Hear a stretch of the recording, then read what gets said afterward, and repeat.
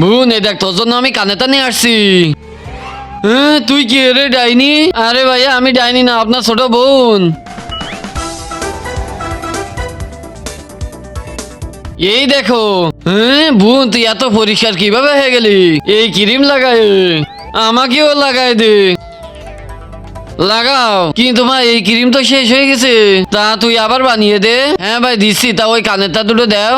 এই নে তুমি এখানে বসতে লাগো, আমি ক্রিম বানানোর সব জিনিসপাতি নিয়ে আসতেছি। চলো আমি তোমাকে শিখাই দিচ্ছি কিভাবে বানাতে হয় ক্রিম। হ্যাঁ শিখাই দেবুন। বানানোর জন্য আগে নিতে হবে বাটিতে দুধ। এবার দিতে হবে এই বেসন।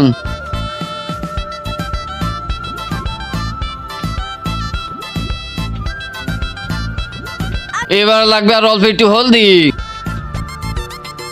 তাহলে এগুলোই পরিষ্কার হওয়ার ক্রিম। হ্যাঁ এবারে তিন জিনিস একসাথে মিশাতে হবে।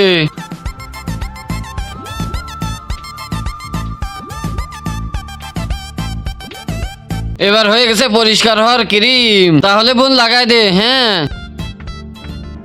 ছোটি। হ্যাঁ ভাইয়া, আমি ফ্রিজে দুধ রাখছিলাম ভাত খাওয়ার জন্য, তুই দেখছিস নাকি? কিন্তু তার আগে যে ভিডিওতে লাইক দিয়ে চ্যানেলটা সাবস্ক্রাইব করে দিবে, তার মা বাবার জন্য অনেকদিন বেঁচে থাকে। যে কমেন্ট করবে আই লাভ ইউ মা বাবা, তার জন্য মনের আশা পূরণ হয়ে যায়, আমিন। ওদের তো আমার ছোট ভাইয়ের জন্যই ক্রিম বানাই দিছি। আরে তাহলে আমি এখন ভাত কি দেখাবো? আমার অনেক ক্ষুধা লেগেছে।